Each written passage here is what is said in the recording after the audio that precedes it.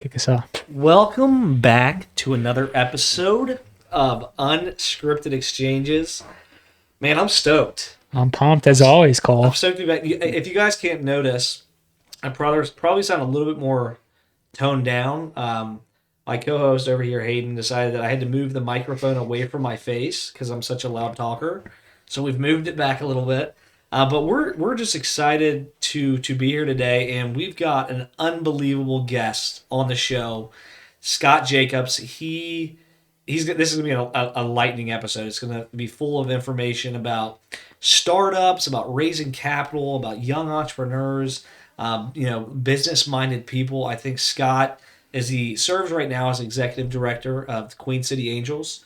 Queen City Angels is a mentoring and investment capital investment company or program, if I'm not mistaken. Angel Investment Group. Angel Investment Group here in the greater Cincinnati area. Been around for a couple decades now and has made a huge impact on the startup ecosystem, entrepreneurs and founders from here all across the globe. I mean, you guys don't just invest and mentor startups here in Cincinnati.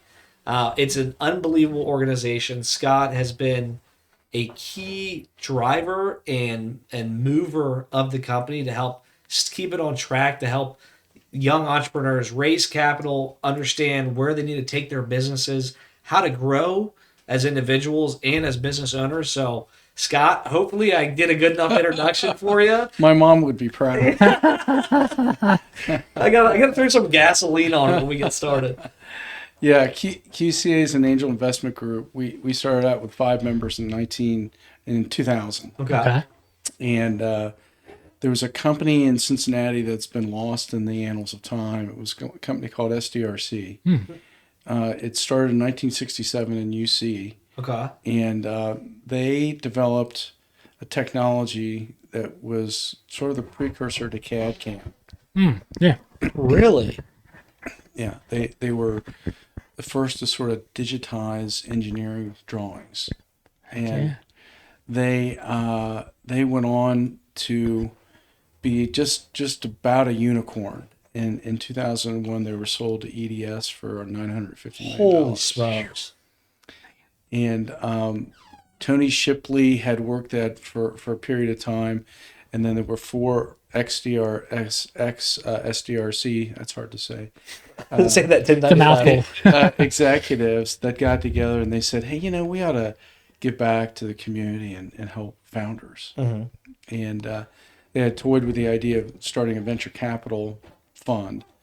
And what Tony did was an analysis of what was going on in the community, and they found that it was really a gap in the earlier stage. And so that's when he decided to start up an angel group. And he did, he's got a good engineering mind. He was founder, and so he did his research. And he talked to angel groups all over the country. He talked to angel groups in North Carolina, on both coasts, Boston, California. And what you find with angel groups is it's very collegial. Everybody shares things with everyone else. We're all trying to help founders. We're all trying to syndicate deals and share risk.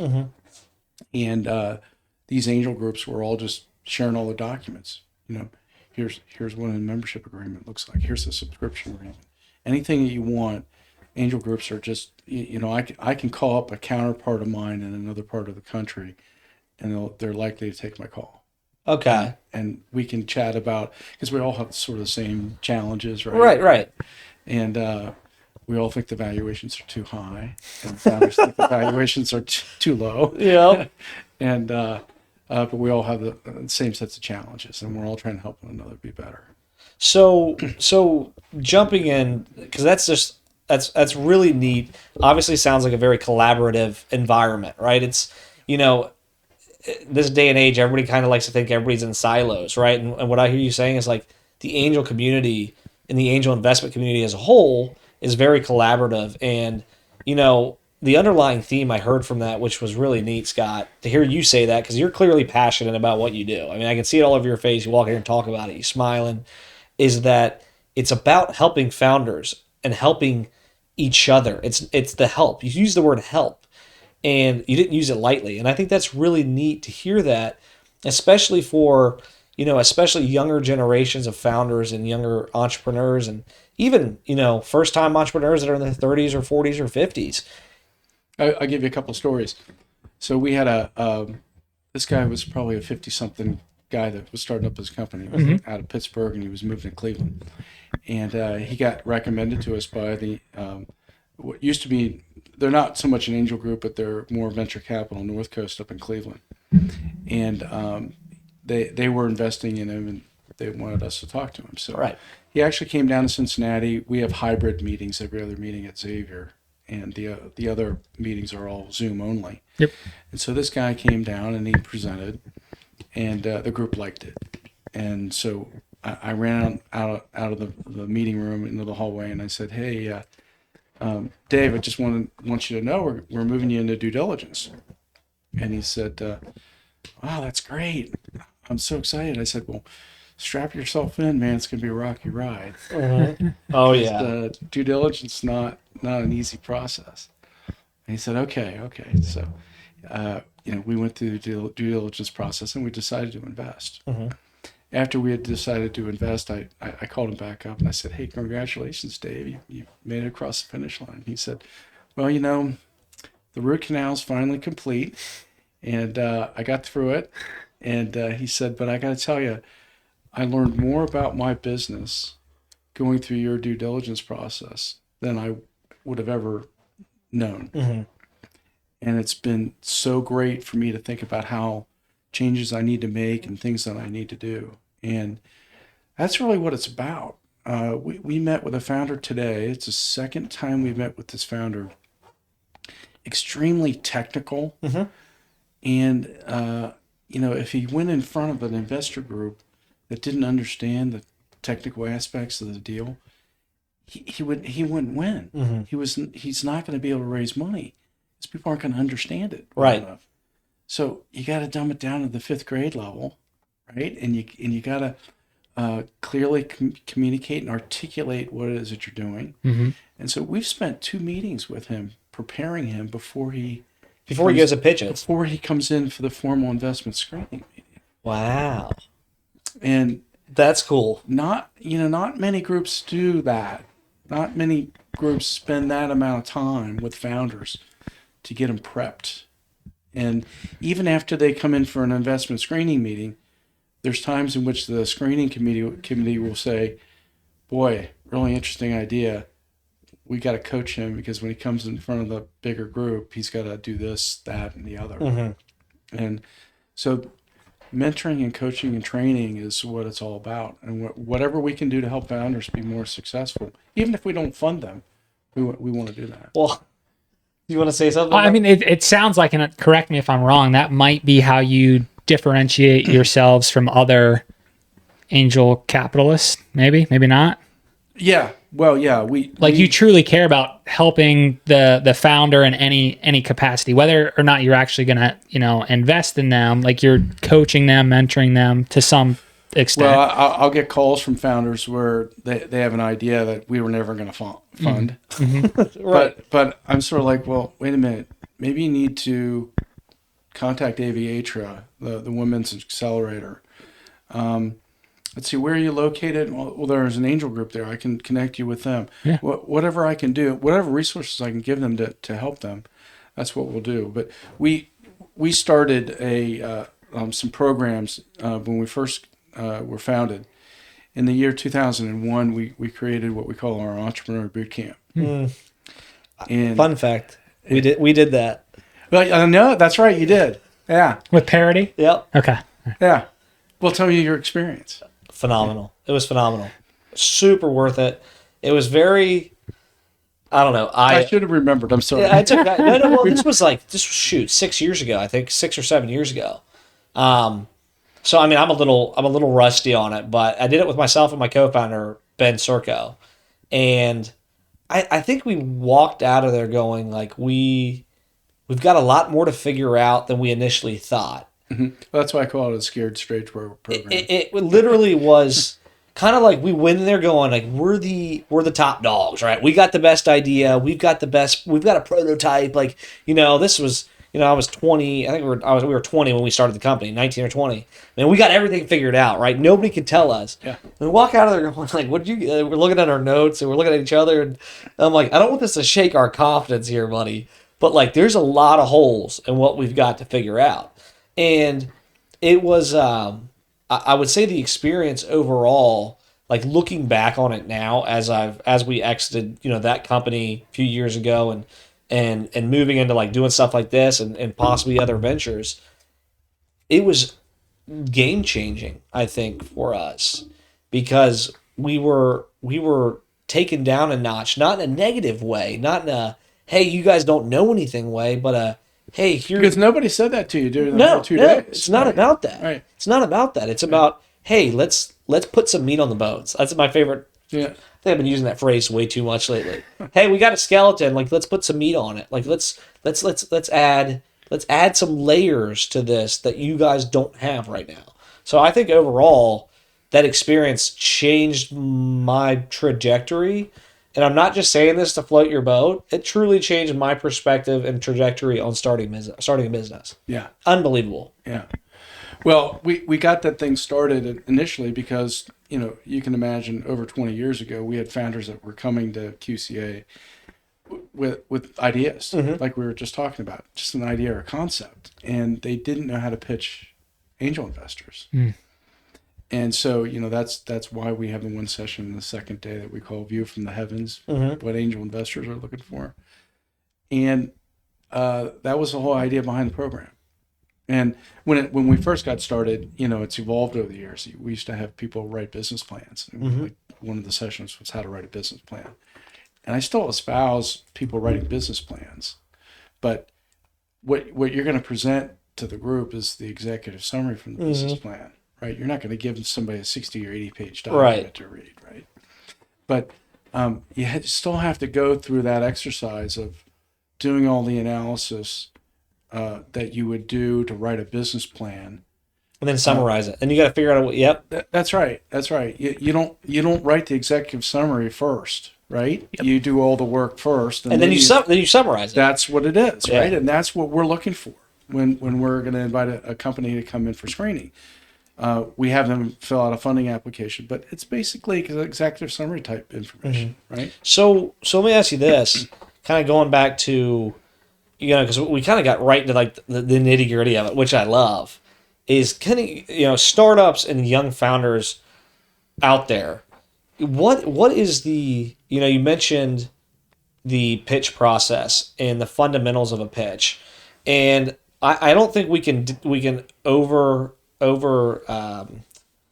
don't want to like underweigh the value and the importance of a pitch, because I think a lot of the times, like the pitch, you've even mentioned it, like that pitch, that time you get in front of the angels, that is your only chance to either get a hey they've got something, or hey they don't have something. Hey, I've just like anything in life, you've got your first impression. If you don't make a good first impression, the odds of getting a second opportunity are very, very slim. So what are some of the fundamentals that you guys are looking for that people that are listening that have ideas or startups can use as they're kind of trying to put that together? Well, Guy Kawasaki's The Art of the Pitch. Simple phrases of what the problem is. What problem are you solving? Yep. Is it a big enough problem? Is it a problem that anybody cares about? Because one of the worst things that happens to angel investors is they invest in a company where they think the company's solving some big problem, and then you find out later nobody really cares about that problem enough to pay for it, right, or continue paying for it. The pain, they've been living with the pain. They're so numb they don't really care about taking care of it and solving a big problem. But clear, articulate, short communications about who you are, why you are, what you're doing, why you're solving a problem, and why you're the right people to be able to solve that problem. That's really what it's all about. And don't come in with financials that don't look realistic. It's funny. I was talking to somebody just yesterday, and you've heard of hockey stick projections. And it's funny because the Canadians are big on hockey. They're like, who holds a hockey stick straight up like that? Hockey stick is actually out like this. So that's really it. They're probably more accurate about hockey stick projections because, it's going to go like this. It's not going to go like this, right? Right. So, the two areas we typically see that are weak with founders, the financial projections aren't justified. They don't understand their finances well enough to understand revenue projections. At this stage, they don't know what customer acquisition costs are. They don't know what their churn rate's going to be. And we understand that because when you're really early, you're not going to understand some of that stuff yet. But they're not understanding their expense numbers. But finances and sales and marketing are usually the two areas that are the weakest. You'll get a technical founder that doesn't know how to sell. Right. They don't know how to market the business. They want to test an assumption out with customers, and they don't know how to do the testing. Or they haven't done we were just talking about. They haven't done that initial research to determine whether or not this is a problem that anybody wants to solve. How big is the problem? They haven't done that sort of initial qualitative research. Well, and even more to that, right, Scott? It's not just they have a problem that people want to be fixed, but do they have a problem people are willing to pay to have fixed? Yeah, like that's to me in any business, right? Business is all about making money. Like that's why business. That's what capitalism. That's why business is a business. Unless you're not for profit, you exist to make a profit, to make money. You have to exchange something. You have to give something to get something. And I think that understanding how to acquire customers and how to turn whatever, we talk about this a lot. How do you package what you've got so that customer will say, hey, I'm willing to give you my money in exchange for that package, that whatever it is. But in a basic sales process, when you go in to talk to a customer, at least when I was in sales, I wasn't asking questions. I wasn't telling anybody anything. I'm asking questions to find out what their problems are because salesman equals problem solver. So it's the job of the salesman to find out where the pains are for the customer, right?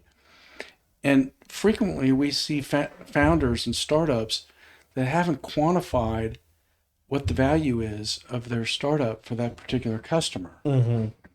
You're gonna help a customer make X more larger amount of revenue, or you're gonna lower expenses by Y. Have they quantified that at all? Have they gone through the process of a beta customer to say, if you use my software, you're going to save X amount of time, and you're going to be able to reduce your staff by 2 FTEs or whatever it might be, and then articulate that when you talk to the angel investors? Love it. So we're kind of touching on this, but if I like to talk with hypotheticals. If I'm coming to you, I've got this awesome idea and you're kind of guiding me or critiquing, and you're like, hey, Hayden, you know what? I need to better understand your problem. I don't know if you've actually talked to customers and gotten feedback. What would your recommendation be in terms of how do you vet that this is a real problem that customers are dealing with, and then the proper solution to package that up and sell it? You got to talk to prospective customers. Okay.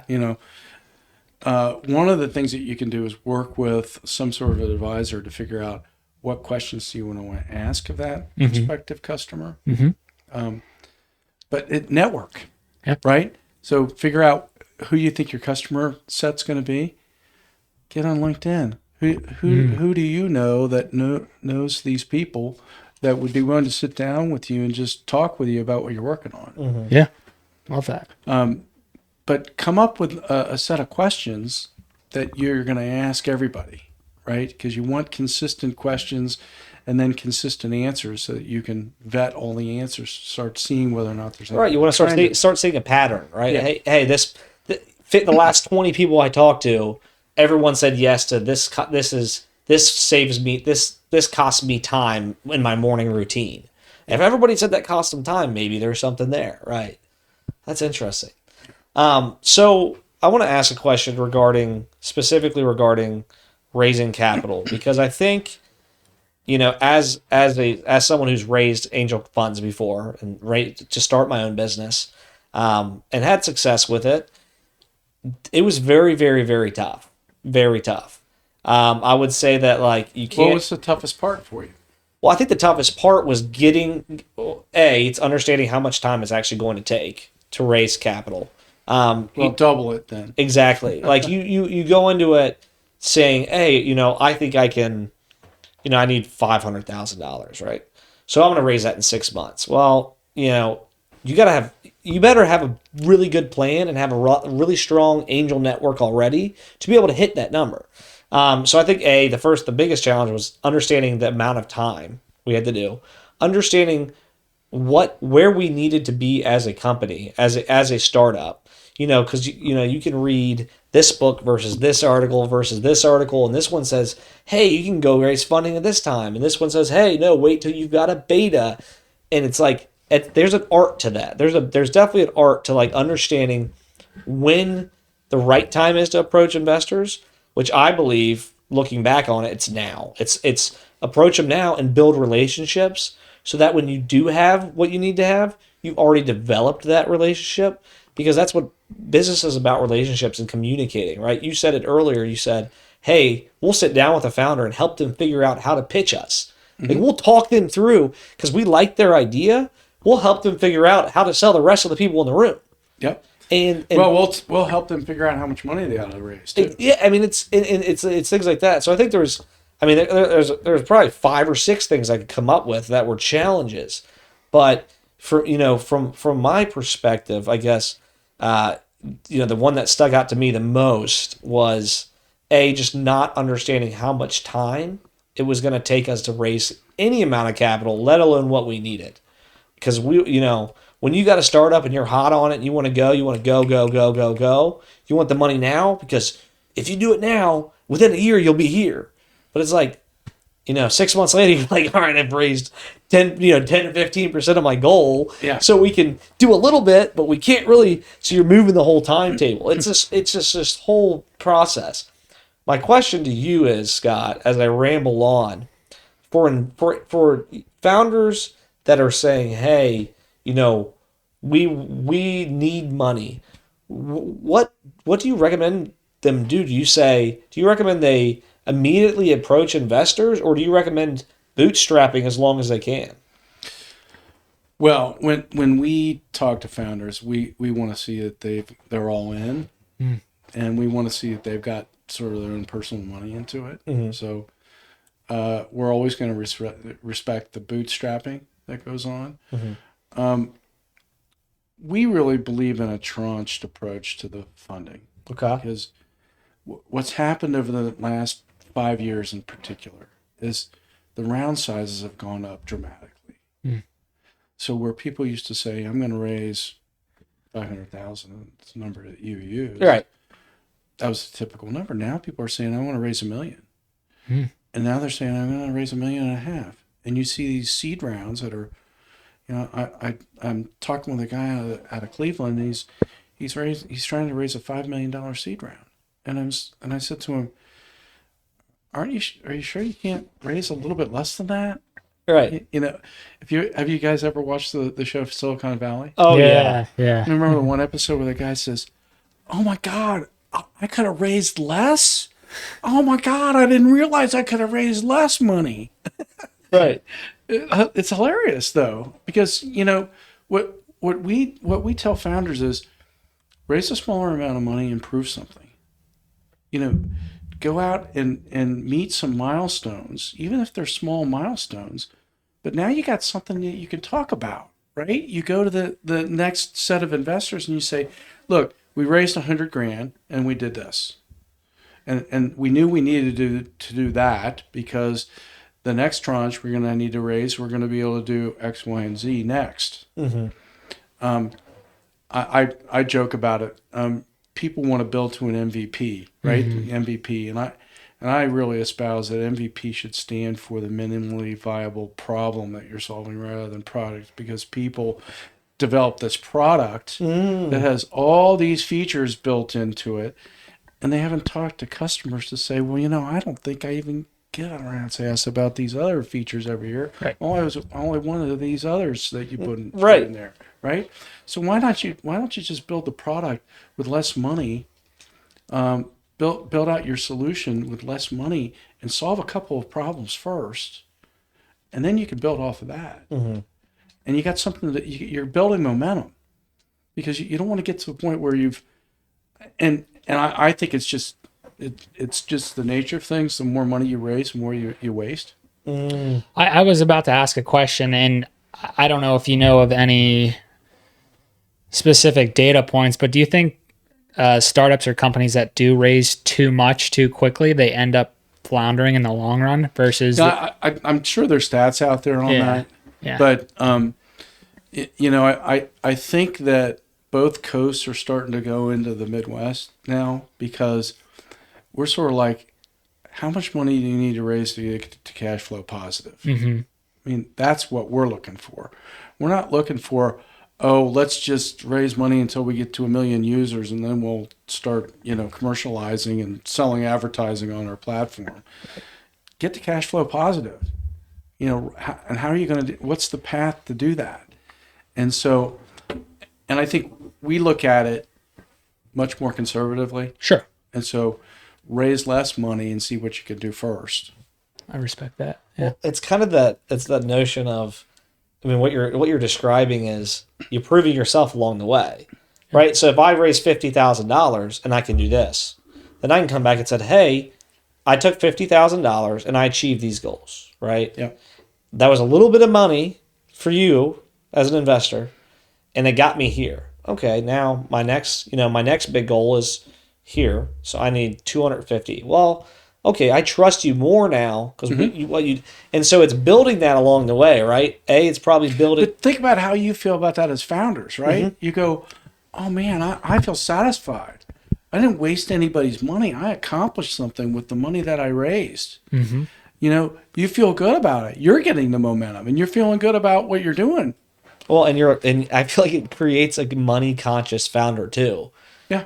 Right? Versus, hey, here's $5 million. Like you just said, spending extravagantly because you've got a lot of cash, versus, which I won't name names. I recently worked with another company, huge startup out of the Middle East area in the insurance industry. They'll probably listen to this and give me a hard time, but they raised a ton of money and they spend extravagantly, and they've had to take major cutbacks, major layoffs, had to cut down on a lot of their programs because there's some stuff we'd be doing for them, and they're like, hey, they're just throwing money at it, and they had raised $42 million. So to them, it was like, oh, we got a big bucket of cash. But that's human nature. You got $10 in your pocket. You say, well, I'm not going to spend $9 on that. Well, gee, I got $1 left. So why don't I spend a little bit less first? Right. That's interesting. You're a little bit more conscious about your spending is kind of what I'm hearing to simplify things. Yeah. This might be a loaded question, but do you think location matters when it comes to having a startup? Not particularly, really. Sure. Yeah. Especially over the last 2 to 3 years with what we've seen. The IT world has always been about outsourcing. Right. You can get IT talent all over the world. Yep. Let me reframe my question. Do you see any advantages in starting up in the Midwest versus, let's say, the East Coast or the West Coast? Or disadvantages? Well, when it takes you 20 minutes to get to work here instead of 2 hours. It's a huge difference. Yeah. We're sitting in your nice place here. How much does this place cost in the Silicon Valley? Oh, right. A ridiculous amount. Well, right. Sure. Yeah. Sure. So, there's a lot to be said about that. Sure. Cost of living, the cost of just operating your business, just the ease of being able to navigate. And, here, we're sitting in an area where you're at about 2.5 million people in the general metropolitan area. Yep. It's a large enough area that you can tap into all the different types of resources you need. I mean, you look at the big co's and all the different the diversification of industry here. You can find a subject matter expert somewhere around here. Yep. Probably. You don't have to go to the east or west coast to find those people. And that's what you really want, right? I mean, wherever you land, you want to have access to those kinds of resources. Right. Okay. I'm going to switch gears on you a little bit, Scott. I'm going to throw a curveball at you. As far as founders go, what excites you when you meet a founder? What characteristics or personality traits really excite you when you sit down with somebody that's interested in raising capital or starting a business? I think emotional intelligence is a big part of it. Yeah. I think that what we're looking at as far as the characteristics of founders are motivation, just persistence, quality thinking. Yep. Clear-headed. Strong opinions, but not so strong that they're not willing to listen to any kind of advice. The way we look at it is we're looking at founders that are coachable, because if they're not coachable, that's not really what we're about, because we think that we have, out of 190 members, we have members that we can leverage to help the founder be better. And we want to leverage the expertise within our group. If the founder has all the answers, they don't really need us. Right. Okay. Does that happen frequently? Where why are you coming to us? It seems like you kind of know what you need to know. It can. Yeah. But it can be a knockout factor for us. Sure. Yeah. But we're not looking for pushovers. We're looking for people that have type A personalities. Yep. But not to the point where they're not willing to step back and assess what's going on and be able to admit that they're wrong. You want somebody that's willing to listen when they need to listen. Yeah. Coachable, as you said. I think that's a Right. great word to re-emphasize. It's good to be opinionated, but also be fluid and change your ways of thinking based on sound logic and reasoning. Right. Yep. Right. And good leadership skills, right? Because it's gonna be a long ride, and you're gonna have to adjust to different personnel that come in and out, and have the ability to adjust to changing market conditions and be able to ride it out. Yep. And it's interesting. One of our QCA members has had 3 exits in 3 completely different industries. Wow. I feel like that's uncommon. Yeah. He's got a real formula down, and he said, my approach is, when you're first starting out, you can't afford to hire the A players, right? You want A players on your team, obviously, right? Right. But he's like, for me, I want to figure out how I can get the most out of the B players until I can afford the A players.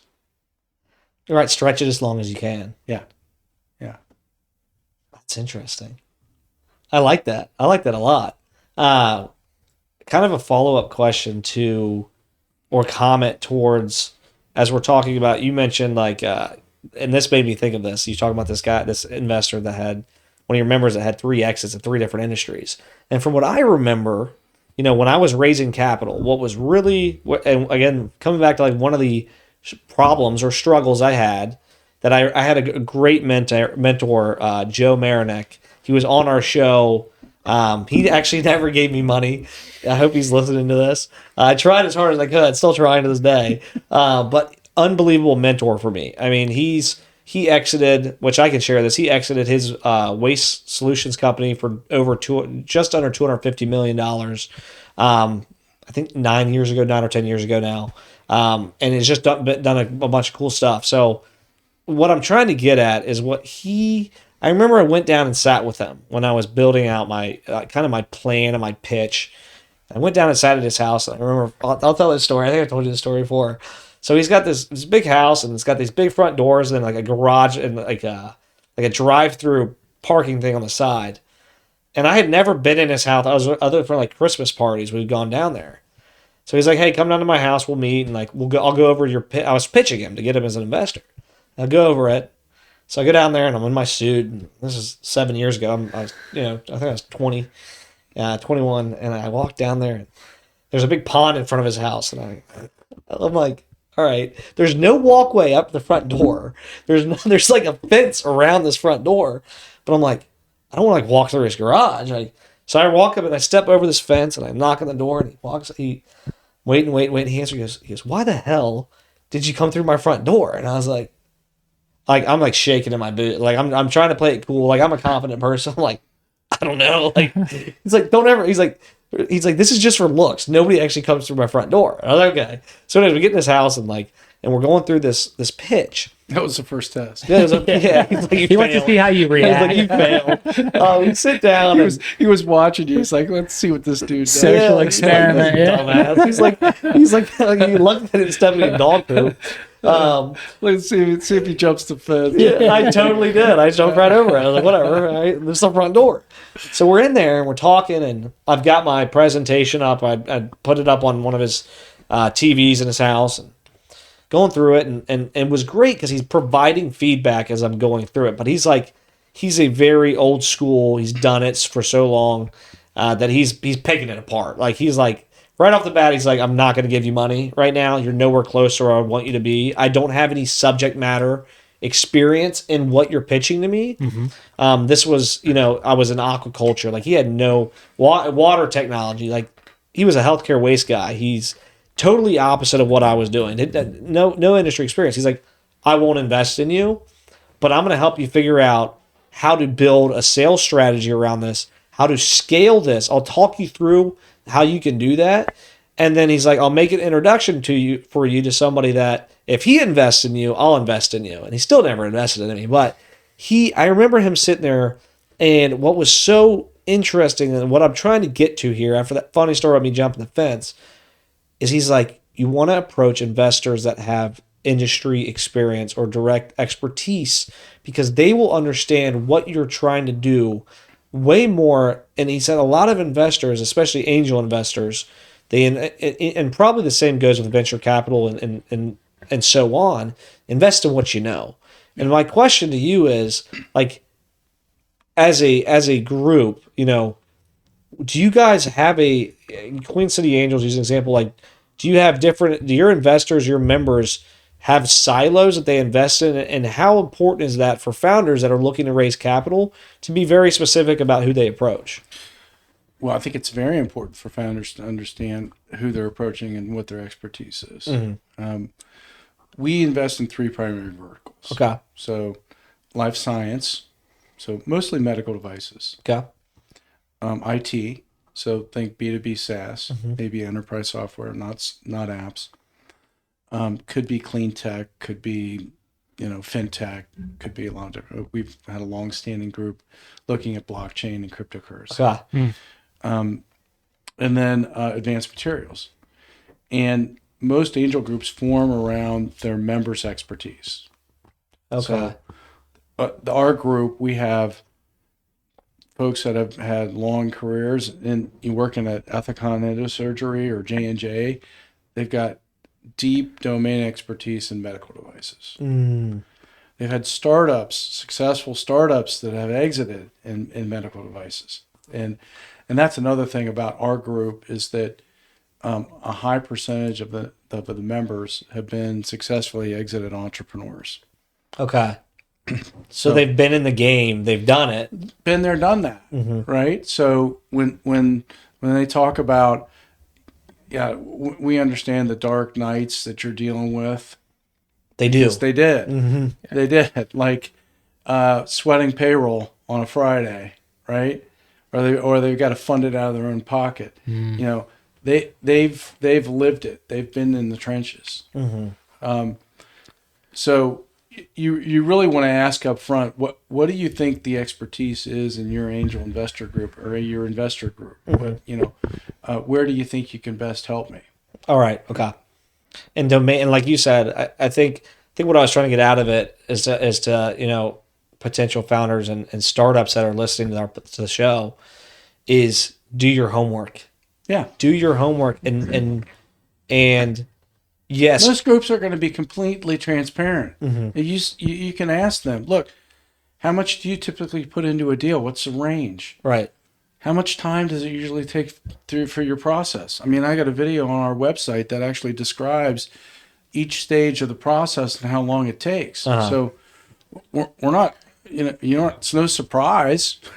Take a look at the video, right? What's the expertise within your group? Who within your group do you think is the most experienced in my particular area? And can I talk with that person? Insightful. Love it. Love it. Yeah. I got a couple of questions I've been kind of note taking over here. It's the way my brain processes information. I'm going to kind of flip the script a little bit. What makes a good angel investor? I think a good angel investor, first of all, understands that there are going to be losses. So angel groups are formed around this concept of either being a network or a fund or both. Mm-hmm. We are a hybrid group. Sure. Where it's a network and a fund, but you've got to be able to stomach the losses. Sure. Yeah. So you just like the statistics from the Bureau of Labor Statistics and the Department of Commerce will say that most small businesses fail. 80% of them fail in 2 years. Right. Mm-hmm. And that percentage is maybe slightly lower in our space because these are high technology, high growth businesses. And typically speaking, you're going to have people often that have some domain expertise where they're starting the business. So that may give them a little bit longer of a runway to be able to survive. Okay. But be willing to place a lot of bets. Sure. Because what we found is that those angel investors that have made 15 investments or more have higher returns. Right. Because they've been able to, eventually you're finding the ones that are going to rise to the top Mm-hmm. and are going to give you the bigger returns. Makes sense. And understand that you're not going to make money overnight. This is a patient capital alternative asset class, and that even the successful SaaS businesses, it's going to be 4 or 5 years before you see an exit. Mm-hmm. In some of the other verticals, it may be 7, 10 or more years before. Follow-up question to that. And get involved. Yeah. Get involved. So get involved with your group. Sit in on the screening meetings.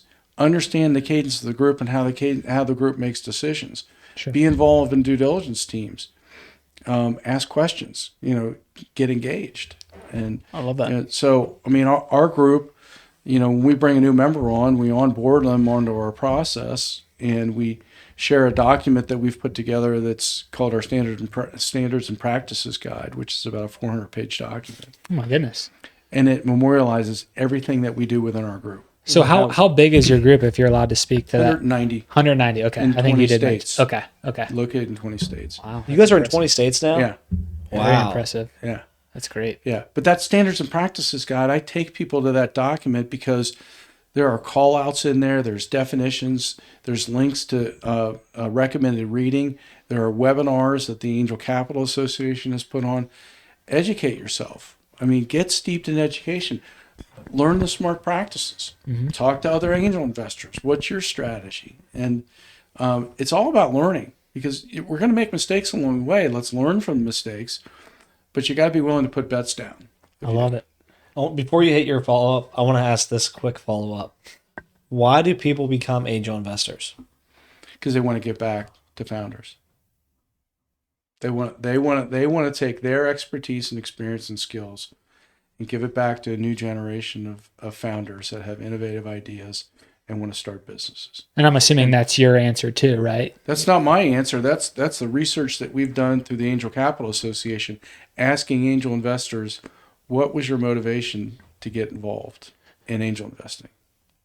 It's funny we look at each other just because I was expecting you to be like, well, there's the tax benefits and there's the and there's all these other but you're saying not just from your perspective, legitimately, and that's cool in general about the whole thing. Is the number one reason is they want to give back.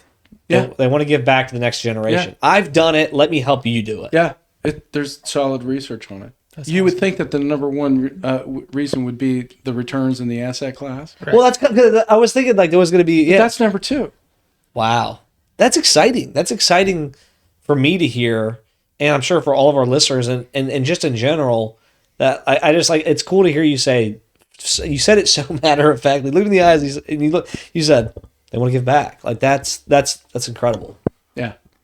So my follow-up question, and I think your answer kind of was already answering this, but what do you see maybe some angel investors doing incorrectly, or maybe heard of?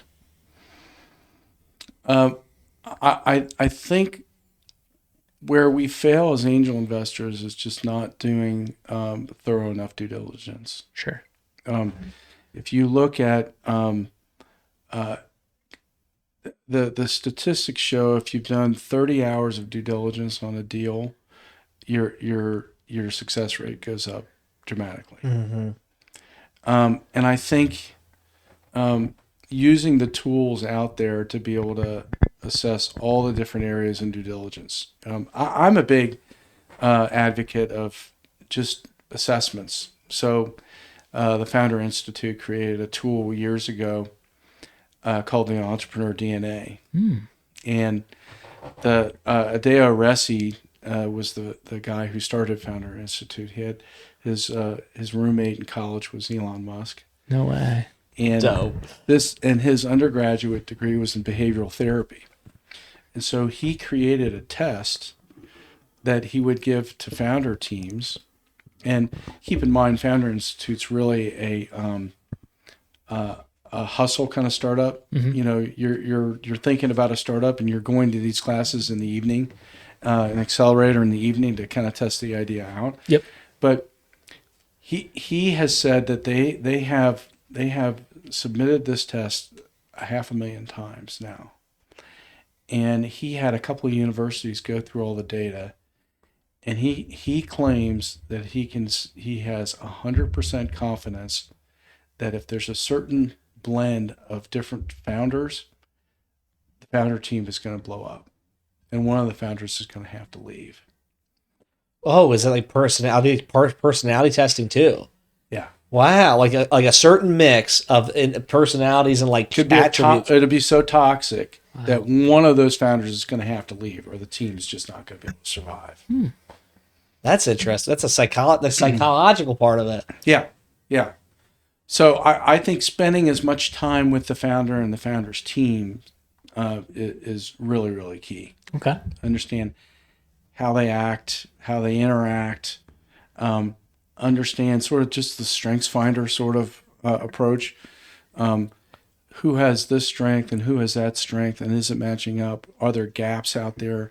Are the founders aware of that? Do they understand that they need to find somebody else to kind of fill that gap for themselves? So. That's awesome.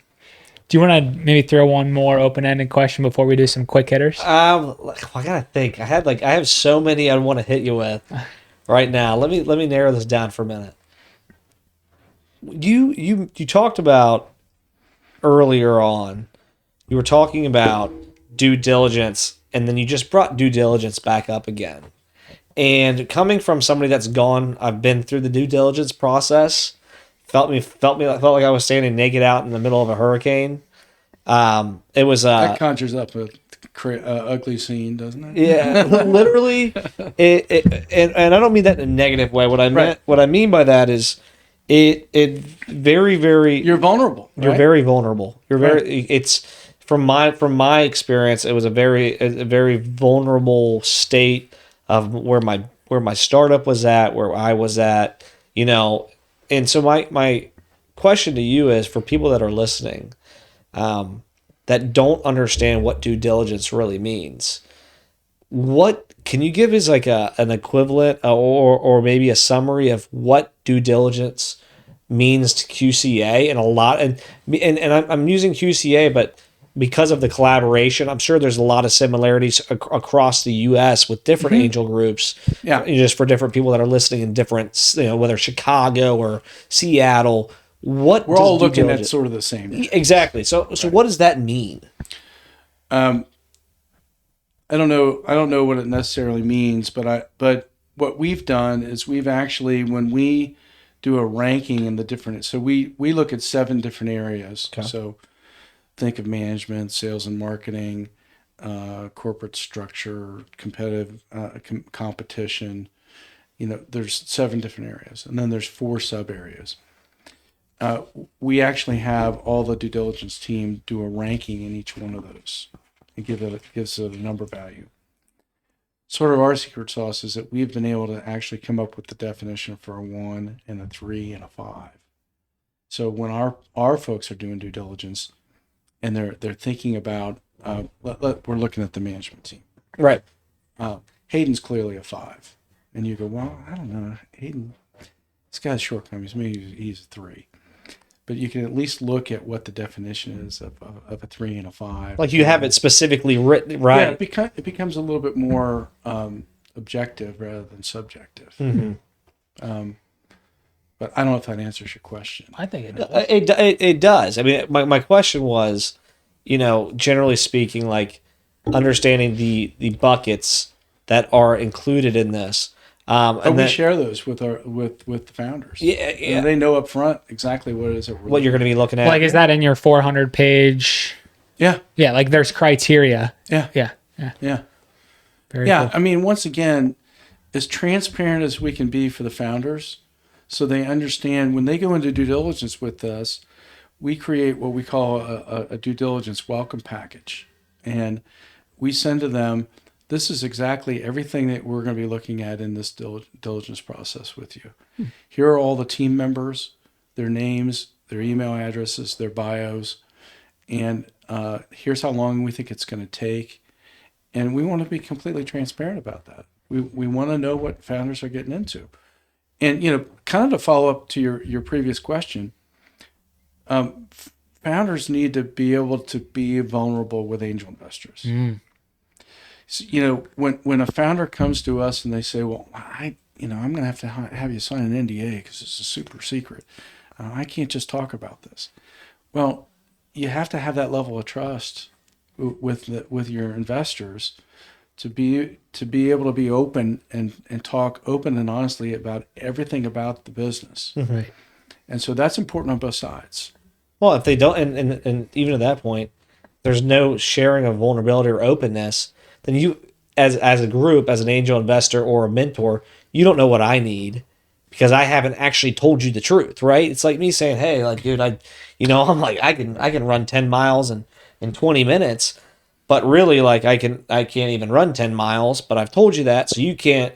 Little do I know that you might know how to do that, but you're not going to share it with me now. Right. I mean, that's relationship 101, right? You got to build, I love it. Trust, be vulnerable, so both parties can kind of understand how can I help. Peel back the onion as quickly as possible is what you got to do. I mean, we're in this together. Yeah, we don't make money unless the founder makes money, right? And that's part of what we're looking at when we go through the process is we want to make sure. And I borrow the idea from my buddy Ben Pigeon over at Vision Tech. When he sits down with founders, sometimes he'll say, you know what? Let's take a look at your cap table when you've finished the exit, that you've got to the exit. Mm-hmm. What would that theoretical cap table look like? What's your equity when you've finished? Right? Mm-hmm. What's the exit value? Yeah. So, what are you going to cash out for?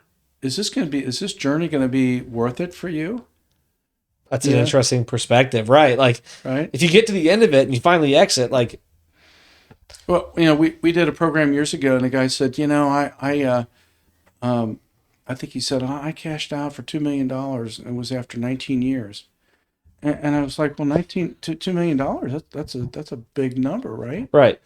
But over 19 years, if you just invested, if you just did dividend reinvestment, you might end up making $5 million. Right. So was it really worth it? Maybe. Right, but we want to work with the founder to help them understand that. In some cases, we may say that we need to increase the ISO pool, the stock options pool, because we don't think the founder has enough equity. We want them to be incented to make sure it goes well, worth their time. Right. Yeah, if they win, you win, right? That's right. 100%. That's right. You want to hit the quick hitters here? Why are you smiling at me? No, I'm loving the conversation. This is amazing. Dude, we could literally keep going too, because I'm thinking about so many different avenues we could pick your brain for our listeners and just for our interest too. If we don't bore people too much, I'll come back another time. That's what I was about to say. We'd love to have you back on if we can make it work. Yeah, with schedules and hit stuff. them with some quick hitters. Well, I keep going. Well, okay, one more before you. I always do this though. One more before you go, because we got some quick hitters, but I've got some. I'd like to brand these as personal-ish questions, not super personal. What is maybe this is kind of a quick hitter too. What is something about your career and where you're at in life that really motivates you to get up every day? No 2 days are the same. Okay. I had my own business when I decided to come over to Queen City Angels. Okay. And I have learned enough about the organization, what our missions and goals are, and it's nice. It's almost like I'm running my own business. Mm-hmm. And but I get excited each and every day because I see new and different ideas from founders. Right. It's so fascinating to see how people think and how founders are going about solving problems. And it's so fascinating for me to work with the angel investors, with our group, because we've got just incredibly smart people. And I learn something every day. I absolutely do. You sit in a meeting and one of your angel investors asks a question, you go, oh my gosh, I would have never thought of that question to ask. Right. I just learned something. It's novel. Yeah. People crave novelty. It sounds like you get a lot of novelty in your life. Oh yeah. I kind of have a follow up to that real quick, and then we'll dive into the quick hit. I know. I'll follow up to the follow up. Do you have, and maybe you're not able to speak to this, but do you have like a favorite idea or startup that you've kind of learned over the years? We had a really interesting exit last year, and we had a day where I said we should have all gone out and bought a lottery ticket. Because on August 31st of last year, we had 2 exits that happened on the same day. Wow. Almost within the same hour. Wow. One was at 4:00 in the afternoon. The other one was 5:00. Like that. Yeah. 2 exits in one day. That's more than a shooting star. Right. That's rare. Right. Yeah, right. Yeah. I mean, you talk to investor groups and nobody has ever said like, hold on, 2 exits in one day. What are you smoking? They're like, hold on. And both of those companies were really, really interesting. One was Standard Bariatrics, and the idea was started by a bariatric surgeon. And the technology that they ended up developing, industry experts were just saying there's just no way you're ever going to be able to do that. And they proved them wrong. Love that. Yeah. And that was really cool. Supply Dynamics was a sort of a supply chain type startup. The founder had created the platform, sold it to a company.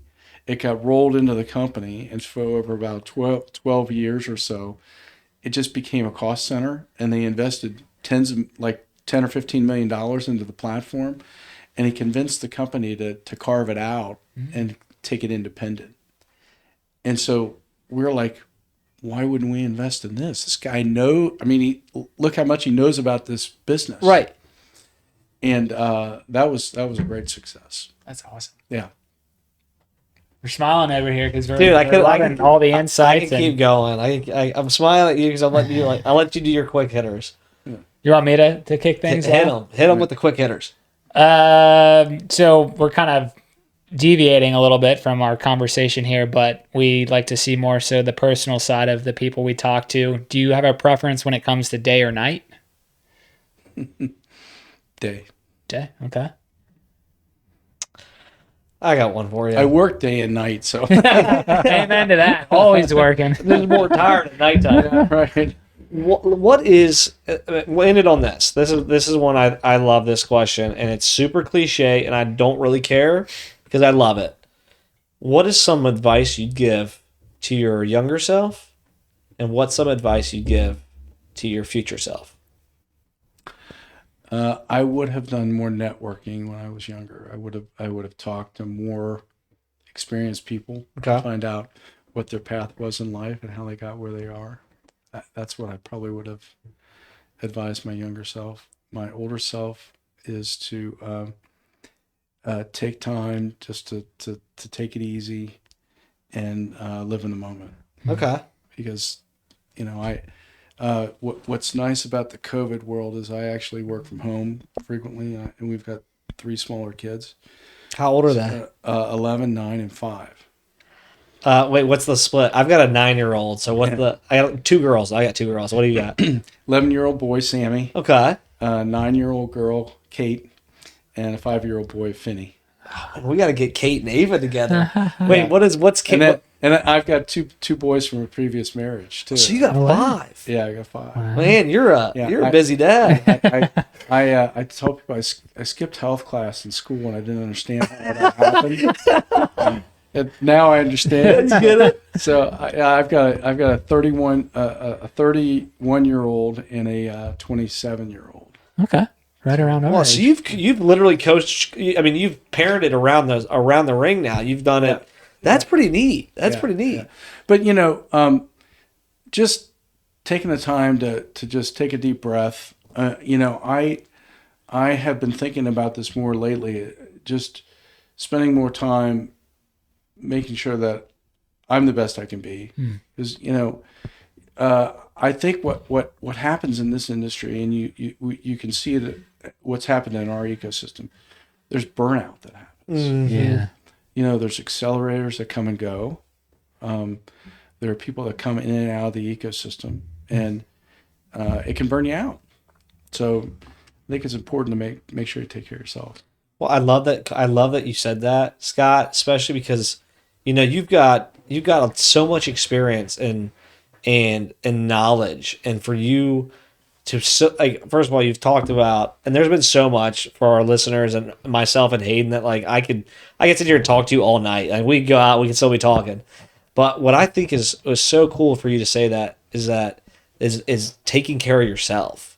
Like for you to be so conscious and real and open to us about that just makes me so happy to hear, because I think a lot of us in this day and age, with all of these extracurricular things and inputs from social media and pressures from work and pressure from XYZ to accomplish, and we forget that. But it's true for founders too, right? Yeah. I mean, you've seen marriages get broken up, and people that just flame out, or I mean, we've seen founders have nervous breakdowns. Because you got to take care of this to be able to take care of all that. Right. That is the foundation. If you don't take care of your foundation, everything else goes to hell. Right. Yeah. Right. They tell you to put the air mask on yourself first. Amen. Yeah, right. Literally, you can't take care of somebody else if you can't breathe. Right. I love that. That is a great Very way to profound. end the episode. Phenomenal way. Well, Scott, we really appreciate the time here. Lots of wisdom, information. We'd love to have you back if we can make things work here in the future. It's a great experience. Thanks, Yes. guys. Yeah. Anything that you want to? I'm just excited for the feedback we're gonna get from this episode. Thank you so much for coming. We appreciate thanks it. for having me. Yeah. We had fun. And to our listeners and people watching the show, stay tuned. We'll keep bringing on some guests like Scott. He'll be back. We'll have to do a cool anniversary episode for that when Scott comes back on. But thank you guys so much for listening. Thanks for coming on, Scott, and more to come. Yeah. Thanks. Thanks all. Take care.